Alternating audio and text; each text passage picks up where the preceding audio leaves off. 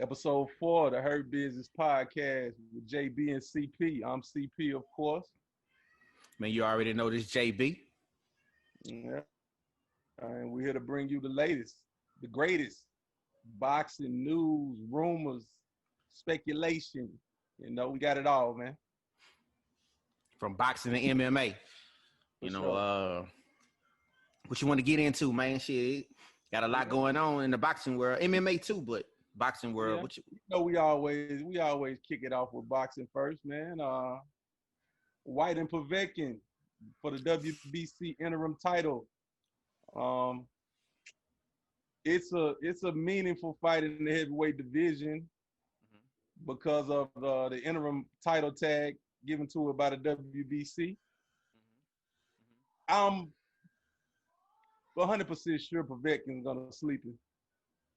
Yeah, I would go that way, but Dylan, especially I'm not gonna lie, I'm gonna walk it back a little bit. I was about to debate you a little bit about it. Nah, Dylan Whyte didn't look too good in his last outing, so I mean we don't need to touch on that too much. And they talking about if he win, that AJ is gonna run straight to him and make that Dylan Whyte fight. So we'll see how that goes. I mean, it's really nothing there outside of it being a WBC interim title. If it didn't have that tag to it, it really wouldn't be worth it. You know what I'm saying? Wouldn't be no meaning behind it. No doubt about it, man. But Povetkin's gonna win. If he wins, do you think AJ looks his way? Nah, he already beat him. You know what I'm saying? He already beat him. So he defended the title against him. So it's not like he beat him before he lost against Ruiz. But if he becomes WBC interim champ, that adds some incentive for a second fight, and especially if somebody you've already beat, you know you can beat him. That's puts you in line. Fury, if Fury wins the Wilder trilogy, then he doesn't have to worry about it. But if Wilder wins, we come right back to the same issue that we were having before. Who's ducking who? We don't know. So if AJ really wants to put himself in position to force a Wilder fight, beating the WBC interim champ and getting ranked highly in their rankings, puts him next in line, and it'll almost force Wilder's hand at that point. I agree with that. You're not gonna get no resistance out of me on that one. I think it adds a little bit more value. Like I said, the WBC tag on it completely makes this fight a little bit more valuable than it was if it didn't have a tag on it. If not, it would have been meaningless. But a lot more. Yeah, a lot more. Same weekend, moving on, we got Alvarez versus Smith Jr., ESPN top ranked card. Alvarez got I think he got stopped against Kovalev, so I just think that I don't know, man. That's kind of a toss-up fight to me. I'm not gonna lie to you. I'm gonna tell you something, man. Getting stopped by Kovalev is not that bad. I mean, in the light heavyweight division, the guy's still a top guy. He did bounce back, win his last fight. I like Alvarez. I like Alvarez over Smith Jr. Who is Smith Jr. beat besides the old? Don't bring it up, bro. Don't even bring it up, man. We ain't got to go into that, man. You know what I'm saying? He pushed my boy B-Hop out the ring. We all seen it. It, but we ain't got to debate. He did put a bullet to the back of Old Yellow's head. Yeah, I mean, but still, bro. At the end of the day, he pushed my boy out the ring. That's one of the only notable thing that he did on his record, to be honest with you, man. He pushed him out with a straight right hand. He literally, bro, pushed him through the rope, man. The only thing that stopped that boy from Goldberg and him through the ropes, bro, is that the referee was close by, bro. If he would have got away with that, he would have got away with it. Blunt force trauma. I think at the end of the day, man, I think your boy got off with one. He stole one. And that's just what it is. Shit, on tap, we got Porter and Formella. Same night, WBC IBF title eliminator. We already know where this is going to go. Porter should stop him. Cruz said easy decision. We already know the football player turned elite boxer or whatever. He gonna do his thing. He gonna outpower the boy, man. Look, man, Sean Porter leads the PBC in solo tackles. Yeah. And he also leads the NFL. He also leads the NFL for pass rushing. You understand what I'm saying? So I'm gonna tell you something, man. Porter's the type of guy he will fight down to his competition. He's a sloppy guy. Mm-hmm. He's not a clean boxer. Good point. Good point. No. Let's go back to that though. Fighting to his competition. I'm glad you brought that up because it brings me back to his performance against Broner when he got dropped in the 12th round against somebody who was moving up in weight and all of the other excuses that they gave for that whole performance that he had. Yeah, so, Broner said he was clubbing. Training camp, which all that, bro. So I really want to see what happens, man. Once he beat him, I know this is a keep busy fight, so shit. It just is what it is at this point with them. But I want to see what he do afterwards.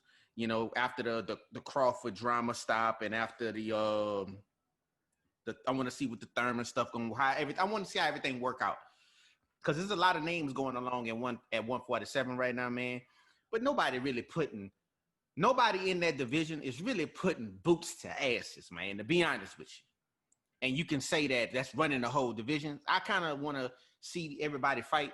Get everything out of the way and see where the smoke clear and see what Porter do, man. Because, he always on the wings. He chilling. He didn't have this good little fights with who he beat.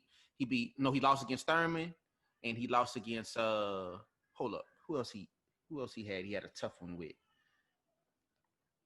It wasn't Danny Garcia because Thurman beat Danny Garcia. But Porter, Spence. I'm tripping. He lost against Spence. But I kind of wanted to see, I really wanted to see him. I want to see if he go Crawford direction after this whole little event happened over the weekend. We'll see what's up. Well, knowing Kenny, if it's the deal to be made, the shit gonna get made. Oh, we already know. Cat Daddy gonna do it. But look, all day. This the thing. You were saying nobody's putting boots to asses, but now as much as critical as I am, I have been in the past of Keith Thurman, before his sabbatical, the man had the best resume at 147. You believe that? Well, yeah, you're right. I'm glad. I'm kind of glad you brought that up too, right? Because now that I think about it, a lot of people don't give Thurman credit for what he did before he took that time off and he got injured and all those things, bro. He really was doing this thing. But right now, name one person that's putting feet to asses in the 147-pound division. Ain't too many. Well, it ain't not one person. Like, it's not one person in this generation right now at 147 that you could say is the man. They always have another name that they can throw to him. If you say Spence, they throwing Crawford there. If you say if people still clamor on Thurman, well, Spence beat Thurman. If you say Pacquiao beat Thurman. Yeah. But it's still one of them. Check this out. If you say Spence, you can say his last 3 fights. He beat Sean Porter. He beat Mikey Garcia, and now he's about to step in the ring against Danny Garcia after he completes that. I don't necessarily give him credit for it. I'm not gonna say I don't give him credit for it. I'm a big Spence fan though. Let me just get that out the way. But I don't necessarily give him credit for just beating up on Mikey Garcia, man. Not at 147. Beating Mikey Garcia. He beat him, but Mikey Garcia wasn't a 147-pounder though, bro. He didn't use his weight to beat him though. He beat him off pure skill. I agree with that. I agree with that. So somebody can argue me down about that. You can argue me down about that, but I still say that. I really say that, man. Like, the guy jumped up weight classes, man, to fight him, bro. So he beat a name, but he didn't necessarily beat somebody who could have went on to dominate the 147-pound division, is what I'm saying. He didn't beat a true 147-pounder. That fight in itself does nothing, but when you combine yeah, that's what I mean. if he comes in here and handles business against Danny Garcia, then you start to have a guy who can stake his claim to welterweight supremacy, especially if he's coming right off of injury, fight Danny Garcia. I have no choice. I have no doubts or reservations in my mind that his next fight won't be against a guy of the ilk of a Keith Thurman. Who else the PBC got at 147? He might even would fight an Adrian Broner. Yeah, but he might go. Or he might go for real. Yeah, look. That's what they say. That's the talk. Going wherever the bag is. True. And it's not, and he will fight him. So it's not like he won't fight him. He will fight him. Oh, without a doubt. AB will fight Spence. One thing I can say about that guy. He'll fight anybody. He's too brave for his own good. Yeah. But the one thing about him, you can't say he don't put on the show because he puts on the show. If it's a fight to be made, on the show before and after the fight. No, but let me rephrase that, right? He puts on, he may not have the performance of a lifetime, but he makes the fights that people want to see. Let's just say that. If it's a fight to be made, that can generate some buzz and generate some money and really be something up, he don't really take too many days off is what I'm saying. If he fighting once or twice a year, he fighting somebody once or twice a year. It's not going to be somebody like Formella. You feel what I'm saying? That's right. No, I can't say that, JB. You don't think so? He had a stretch. I mean, he had a stretch coming up in the game. But I'm talking about, man, when he started jumping weight classes and going up and down and doing all of that stuff he was doing, he was always there to make a fight with, is what I'm saying. He's always there to make a fight with, if the money right. That's my point. That's what I'm saying. Well, I'm going to tell you, man, he went on a stretch with Khabib, Ashley Theophane, Adrian Granados. That's all consecutive.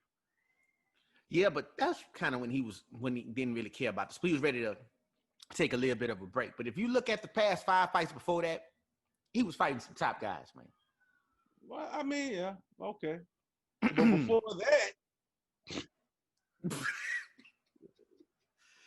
he was doing the same thing, you know. He had a DeMarco mixed in there. I mean, but you had DeMarco had the title at the time, though. So yeah, but I'm saying, and DeMarco was supposed to be the killer at that time, also. The man was, his resume was worse than what they say Terrence Crawford did. What? Before he moved up. Before he moved, I'm talking about when he started jumping weight classes. He was when he did. I'm saying, when he did after he got his ass. He was always that. He was always there to make a fight with, is what I'm saying. Okay. He was when he started going up and doing this and doing that. He was always there to make a fight with, is what I'm saying. He always ready to be able to make a fight with, because he can either go to be at 140. The boy ain't scared to get his ass kicked. True, that's my point too. Yeah, he ain't never scared to get whooped on, or possibly whoop on some shit. You know what I'm saying? You just never know. You never know. Well, hey, if you fought him 2017 to now, you got a good shot at whooping it. You got a good shot. Yeah, I think I got a good shot right about now. You know what I'm saying? I think I got a good shot. Go down, JB. I saw you on the bag, buddy. Man, my jab looking pretty good right these days. I saw you on the bag. Ooh. I don't think you wanted Adrian Jerome Broner. No, man. My jab is looking pretty spiffy right about now. You know what I'm saying? I could clean somebody clock right about now. You know what I'm saying? Hey. Then you know me, man. I got me a long bag. I got me a big bag of tricks. You know what I'm saying? If the jab don't work and my right hook ain't clicking, I'm going in that bag. You heard me? I'm going in that bag. You going Mouton on him? You going above the rim? I'm going in that bag. Yeah, I'm going in that bag. You know what I'm saying? Trainer, don't worry about it. Don't worry about putting the mouthpiece in. Go in that bag for me. Get that bag. Out the park. Yeah. Can't jump. Yeah. Right. Yeah. I'm gonna go to my car. I'm gonna go to my car. Come back. Kill all you. All y'all go. All right, what we got left? What we got on? We got hold up. We got Canelo Alvarez, man. Look. Yeah. Let me start off by saying this. Reports at first insinuated that the WBC mandated Canelo versus Yildirim Heard that. for a WBC, title fight. Mm-hmm, But heard that. as time went on, it came out Canelo had requested this fight. Yeah, heard that too. Then, plot twist, the Zone rejected the fight. Yeah, bro. So, what do we have here, JB? Let me tell you something, man. I think Canelo and Golden Boy really thought that they was about to run off with that $365 million bag, bro. The Zone ain't playing that shit with him, bro. They tried to run off on the plug. Bro, they done already turned down like 4 fights already, 4 offers. Now, this is the network, the streaming site, streaming service, whatever you want to call it and classify it, that gave him the bag of money. See, we'll put on your fights. Remember we talked, I think in episode 1 or episode 2, when they were trying to renegotiate a little bit of his take because of the pandemic.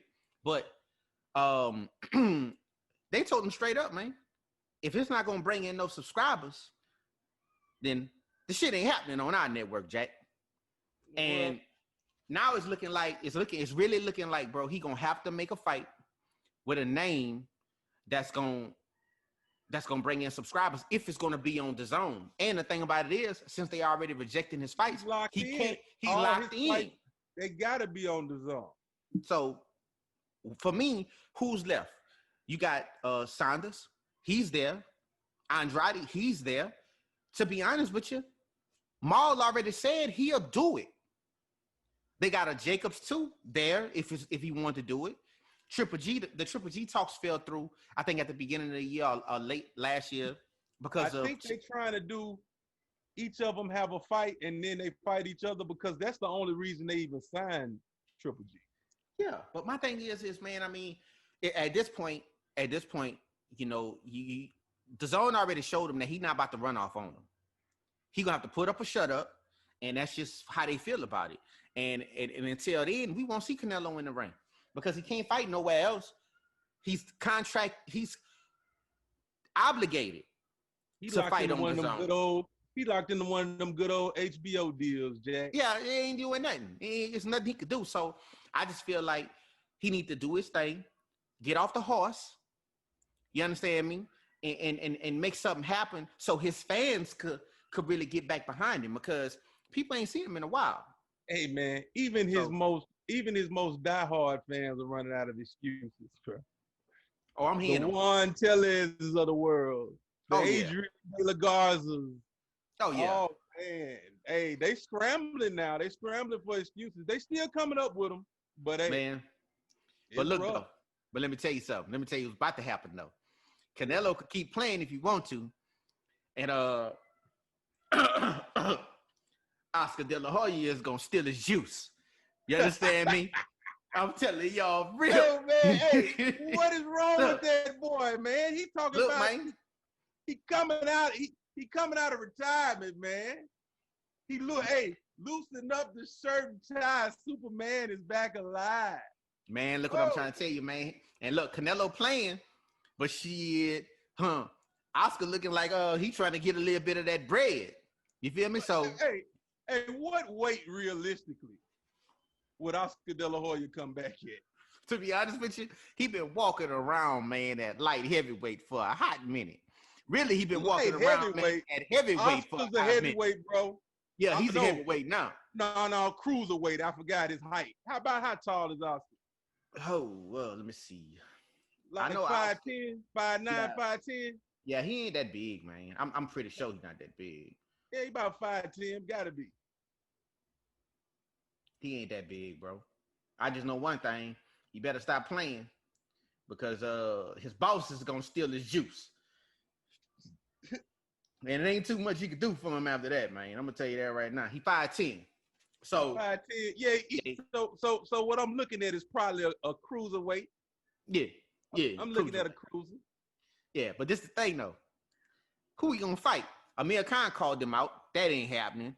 You know, them Charlo boys been talking shit about him for a minute. Hey, I got Oscar putting Amir Khan to sleep with a left hook. Sleep. Let me tell you something, bro. If Oscar come out of retirement and put hands on that boy, put them paws on that boy, bro, Amir Khan needs to just disappear forever. Look, you know what I'm saying? He already lost. Hold on. Let me just say this, bro. Somebody needs to whisper in. Somebody needs to look at Amir Khan, put their arm around him, and whisper in his ear and tell him, say, man, y'all already lost your bitch. Don't lose your dignity. You understand me? Don't lose your dignity, man. You know what I'm saying? Man, hey, if a strong wind come along, man, you got to watch. Hey, you might have to call the medics for Amir Khan, bro. Why is he steady trying to challenge people? I believe, look, you know, in his heart of hearts, he still thinks he's getting the Floyd Mayweather fight. Thank you. But let me tell you this, though. You talking that shit about my bag work and my jab and my right hook. But I tell you right now, I got you over King Khan, bro. Thank you. I'm riding with you. I appreciate that. Because I know for a fact, if he let that shit stay out a little bit long on me, I'm putting him to sleep, Cadillac. Night. He going to sleep. He going to sleep, night. Bring a pillar to the ring. Look, bring a pillar to the ring. Like a boy, yeah. Bring a pillar to the ring. Going to sleep, cat. Straight up. I ain't playing, man. Look though. Now we're gonna touch on something we touched on last episode, but we're gonna do this right here real quick, bro. Bo Mac. Nobody have no issue with you, bro. The only issue we got with you is that you confirmed to us that your boy Crawford, somebody I think should be one of the top 147 pounders. I think he is one of the top 147 pounders. He's not the top, but he is one of the top fighters at 147. You just confirmed to everybody that your boy that been crying, oh, they on the other side of the street. PBC don't want to do that. They blackballing me out. They don't want to fight me. You confirmed to the public that y'all turning down PBC fighters. You did? So you can't be mad with everybody named Mama when they only doing commentary on something that you put out. Nobody told you to go on these shows and open up a Pandora's box, you feel me? And run your trap about what your boy ain't doing and what y'all feel as though y'all worth and what you gonna do and what you ain't gonna do and how Thurman ain't did this, but he done that and how this one, that one, and all that. I just feel like, bro, you can't be mad at everybody and blasting everybody on Twitter or Facebook or wherever it was and feel like people not gonna respond to it. Nobody hating on Crawford. The Crawford haters. Bro. Nobody hating on Crawford, bro. Nobody hating on the guy. I'm giving him props. You gave him props. But why are you coming at his fans? You're not coming at his haters, you're coming at his fans. I am a fan telling you that I want to see him fight Thurman. I am a fan telling you that I want to see him get on the other side of the street and do his thing. You understand? It's what's best for him. It's raising his profile at the weight class. Right now, all the haters have been questioning his relevance at the weight. They feel like he got handed the top ranked belt, the WBO, you know what I'm saying? At every weight class, that's the belt top ranked guys come in and get. They felt like he was handed that belt. They feel like he hasn't fought anyone at this weight. Yep. This is the chance to come in and say, hey, we here. This is what we do. We are the only fight that makes sense for Errol Spence Jr. If you come over to the other side and beat a Thurman, even if you beat a Porter who Spence beat, because of the fact that was a rough fight for Spence. Yeah. That Porter fight was a rough fight. If you come in and handle Porter, oh man, hey, the buzz for a Bud Errol fight goes through the roof. Yeah, it do. Well, another thing we touched on last week, we gotta say something this week. You know, Jamel Charlo, man, he ran his trap. You know, he was going in on his brother and this and that. His brother kind of responded in a tongue-in-cheek kind of way, basically saying that he ain't got no beef with him. He explained the situation about what he said about about his brother channel and all that. But he basically just said, man, you keep running your mouth, bro, and I'm going to drive my happy ass over there and I'm going to beat the brakes off you. You feel me? See, after we touched on it, I left it alone. I didn't really follow it. Yeah, it hit my feed, man. It hit my feed, so I was just looking at it, and then I could see that Jamel was going in. They was talking about betting 50,000 on which one or which one, and Mel was like, "Well, fuck it, I'll put it." Wait. Hold on now, JB. Oh yeah, it was getting kind of thick. Yeah, it was getting kind of thick, bro. So if they're willing to bet 50,000, do you know the bag they could get if they really stepped in the ring? Yeah, but this the thing though. One was like I put 50 bands on my old lady beating your old lady or slapping your old lady. Oh no, they trying to have a cat fight. But no. But then as it kind of progressed, Mel got in the comments and was like, "Well, shit, I got $1 million that I'll put you to sleep, pussy." Bro, he said that was Mel? Jamel said that. And my you know, boy, Jamal, he always the first one to pop. Man, he stayed ready. I don't care what nobody say. I love them boys, man. They stay ready. Boy, stay ready, all-star, baby. Bro, them boys stay ready, bro. I just don't like that they doing it against each other, but it is what it is. I'm gonna stay out of it because they brothers, they do their thing. But that's I'm just commentating. Man, you can't get in the middle of that. Yeah, you stay out of that. But he was going in, and Mel was kind of laughing it off. But I could tell, you know how when you got one of them family members laughing it off. Yeah, Maul was laughing it off. But you know how you had one of them family members, man, you could tell that they laughing and they joking, but you know that they know the other motherfucker, they serious. Yeah. And I think he knew that Mel was serious because Mel was like, because after that, Jamal was like, man, you need to chill out, man, before I come over there and beat your happy ass up. So he kind of knew Jamel was serious with what he was saying. So And Jamel was going in talking about, "Don't let me expose you. You been hating on me for months." But you know what? Hey, now I like their cat fight angle. You know, even though I was a little harsh on women's boxing last week, that's when they try to be technical. But I love a good cat fight. Yeah, but cat fight is up there for me. That folks ranks up there. You know, folks was in my DM.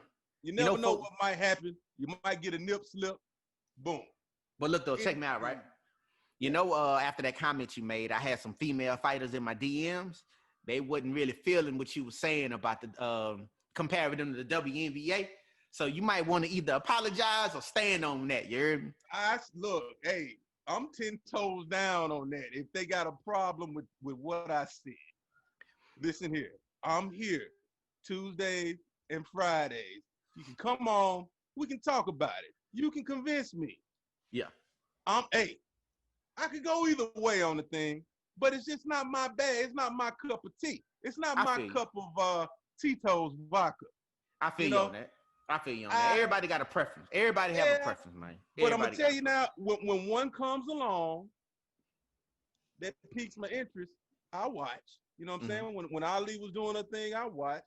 Yeah. Clarissa Shields early on had me.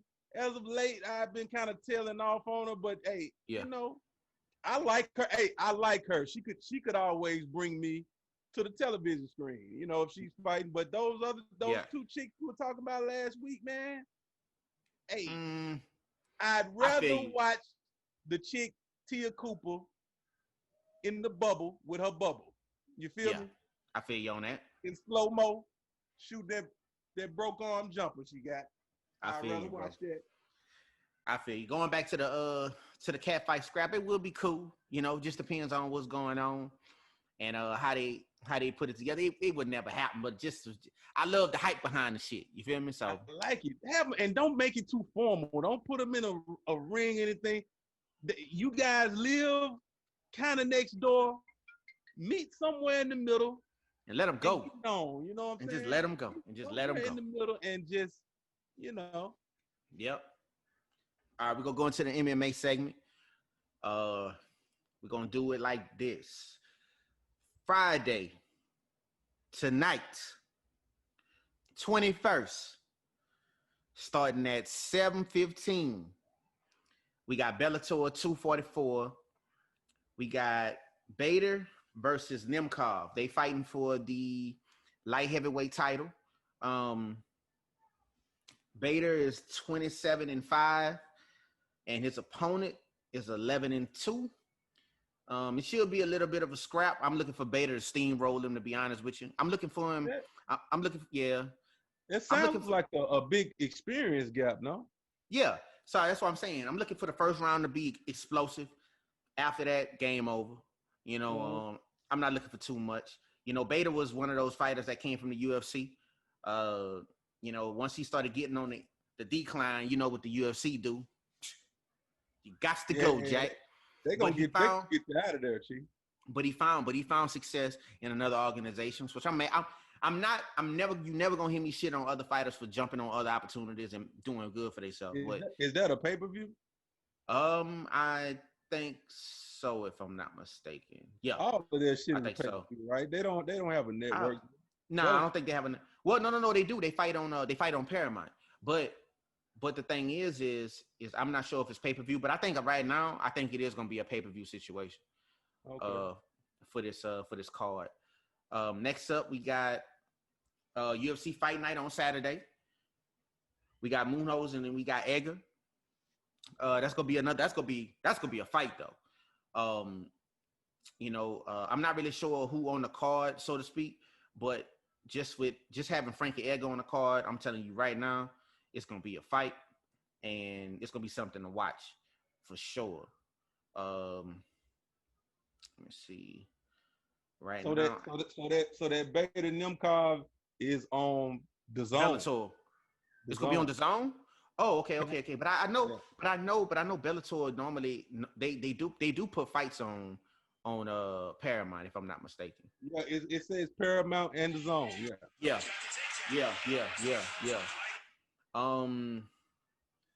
Let me see. Like I say, Frankie Edgar on the card. He making his bantamweight debut. It's gonna be a fight. Even though Frankie Edgar haven't looked as good as he once did in the past, it's still gonna be a pretty good fight. Let me see what else we got. I've been hearing that name. Frankie Edgar's a vet, man, a real vet of the fight game. Oh, for sure. I mean, don't get me wrong, bro. I mean, he done beat some top guys, man. He was a champ, you know, and everything like that. But you know, he's been on the downside of his career. So it's not like, you know, he going in at a really, you know, it's not like we gonna see a vintage Edgar. We know what we gonna get, but it's not gonna be a prime. It's not gonna be his prime self. Is what I'm saying. So are we looking at a Munoz victory? No, I still think Edgar gonna take it. I think Edgar gonna take it. I think Edgar is more well-rounded. I think Edgar got a lot more tools. He got a big toolbox, and he just got grit and guts, bro. I done seen that boy on his ass a couple times, bro, and he fought back, man, to a knockout victory or just a victory in itself. So I done seen him, you know, put in work. So I think it's gonna be a good fight. You know what? You the MMA expert, but fight game in general, I'm gonna put a wager up. I'm going Munoz for the upset, okay? Ooh. Because one thing I know, whether it's MMA, whether it's boxing, you get a guy that's long in the tooth, been around as long as Frankie Edgar had. Mm-hmm. You get a guy like Munoz, he's hungry. I got him pulling it off. You got Munoz pulling it off? Ooh. I got him pulling it off. And you know what you're going to have to do when you come on here next week? I need you to say, CP, you the mega don of this MMA shit, man. You know more than this MMA game than I do. Even though we know it's not true, I just need to hear you say it. It's just for me, you know, my ego. You know what I'm saying? I need you to tell me I'm right. I was right. You know? Bet. We got let me see. We got the UFC Contender Series. Dana White still pushing that. And before I go into that real quick, Dana White been signing a lot of fighters from the Contender Series. The week before last, he signed all 5 winners, I believe. This week, I think he signed 4. So to be honest, so man, how does this UFC Contender work? Because I know when it started, like they went through the whole show, and the whole incentive for winning was a promotional contract. You know, No, like no, no, no, no, no, no. You confusing the Contender Series with the Ultimate Fighter. It's two different shows. The premise you talking about was the Ultimate Fighter. The Contender Series is just basically pulling up, different fighters come in, and then they fighting for a one-off. Either they fight good, Dana White like what they see, sign them right on the spot. The Ultimate Fighter is they put all these fighters in the house in certain divisions, match them up for a while. They fight through a tournament style, bracket style. So when does that come back? They shooting for that to come back at the end of, either the end of this year or the beginning of next year. They having some issues right now with with taping and everything else. With the COVID thing. Yeah. But the Tuesday Contender Series, man, that's been coming on consistently every week. And right now this is week boom. This is week 3 or week 4. If I'm not mistaken, don't let me lie to you. Hold on a second. I think this is week. Okay, this week 3. So basically, it's just like fighters they have no association with the UFC at all, and they set them up for some fights. It's a controlled situation. I think it goes on in the Apex, if I'm not mistaken, and they get it on, and if you like them, they sign them. And right now, Kenneth Cross, he's a lightweight. He got signed. He's one of the winners. Josh Parisian, I think that's how you say it. He's a heavyweight. He looked pretty good. He got signed. Orion Koski, I think that's how you pronounce it. He's a welterweight, and his brother. Louis Okoski, he got signed. He's a welterweight. One of them is saying they moving up after their next fight. And Cheyenne Baez, a strawweight, she was good. She got signed. So the point I was making is that's 9 fighters in a 2-week period. I'm really thinking that it's about to be deep cuts in the UFC roster, man, because they got a bloated roster going on right now. And I think that it's going to be a situation where it's going to be some recognizable names that we won't see. I think it's going to be one of them situations where, I think it's like a couple years ago, they went in and they cut a whole bunch of people.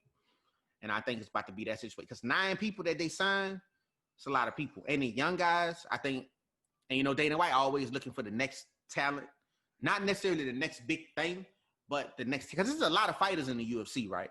It's a lot of fighters that we don't even know. I know we know Bones Jones, we know McGregor, we know all these other characters, but we don't know. But we don't know that. We don't know that whole 200 plus roster, man. Like we don't know that. So they gotta have somebody for them guys to beat up on, man. Exactly. So I mean, he gotta have some. You can't have a whole roster full of Hulk Hogan's, man. You got to have some Brooklyn Brawlers. Exactly. So I think it's going to be that. It's going to be a cut pretty soon. Adesanya, Israel Adesanya, he said that he was interested in chasing John Jones up to heavyweight for a fight. That's the current middleweight champion. Hey, he was already saying that he was going to fight him at 205. He said he was going to fight him at 205. Look, what I'm saying is this, man. Hey, master your weight class, maybe one above. Is that one above him? Or how many is he going That's up? 2. He would have to leave the middleweight, skip over light heavyweight to get to heavyweight. Why? I mean, it's just they've been going back and forth, bro. He already said that anybody. I mean, there's no. Is there nobody left for him to fight? No big fights at his class. Oh no. He got a fight on his hands. He got Paulo Acosta. That he got to fight. He got a fight on his hands coming up pretty soon on pay-per-view at 2. Handle that, man. I mean, unless they're talking about insane money, which is probably the only reason why he's considering this. But it would be considered a super fight. Yeah, professionally, in the career-wise, like for the well-being of him and his body, you could see a situation where you go up all that weight. Maybe you're successful. If you are, but then you got to come back down. The toll that takes on a body, man. Ask Roy Jones. Sometimes you're never the same. Yeah, we seen that. We seen that in boxing. So I wouldn't advise him to do it. I think he got smart people around him that wouldn't advise him to do it either. But it just lets me know the dude really he want to really make the fight some kind of way. And I think just because Jones went to heavyweight, he wanted to let his fans know and let the general public know that's interested in MMA, UFC, you know, that fight is still on the table, even though Jones vacated his light heavyweight belt and moved to heavyweight. Now, speaking of the John Jones vacating the light heavyweight title, Rumble Johnson came back and said that he might be coming out of retirement to chase the 205 belt, something that eluded him when Daniel Cormier was the 205 champ when John Jones was getting in all of that trouble, right? You know, he lost against Cormier in that fight, so that might be a situation where we might see him crowned as the light heavyweight title sometime in the future, but not the immediate future. Because what we do know is that on UFC 253, the opponent that John Jones just last beat to defend his title, Reyes, is fighting Blanchewicz for Jones' belt. So we know it's going to be a new 205 champion, and it's going to be one of those guys. And Anthony Rumble Johnson, he's just going to have to wait his turn. But from what they're saying, that fight is already made. It's already set. It's going to co-headline your boy, Israel Adesanya fight for the middleweight championship. So, you know, we'll see how that play out. And I just got word that Curtis Blades, before we went on air, that Curtis Blades and Derek Lewis, you know, they fighting on November 18th. And I gotta keep it real with Derek Lewis, man. That's gonna be a tough test for him, but it's gonna be a good fight. You know, they both sluggers, they both home run hitters. And Curtis Blades, I mean, I think he a wrestler if I'm not mistaken, but you know, he got some good highlights, and he got some good skills too. So we just see how that play out. All right, bro. Look, man, we've been talking about MMA, and you know, listen, I don't feel like I expressed my joy on the retirement of Daniel Cormier in a good enough fashion last episode. Oh, you did. Oh, you definitely did. No. He needs a proper send-off, man. He's out of here, man. Rest in peace. R.I.P. Daniel Cormier's career. We got to send him off. We need a moment of silence. We need a moment of silence. JB, can you bow your head with me, please? Yeah, let's go ahead and do that. Okay.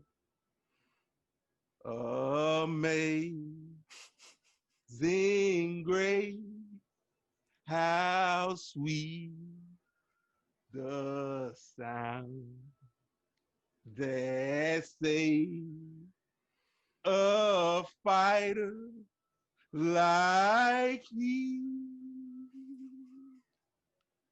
He did, he lost, he'll never be found.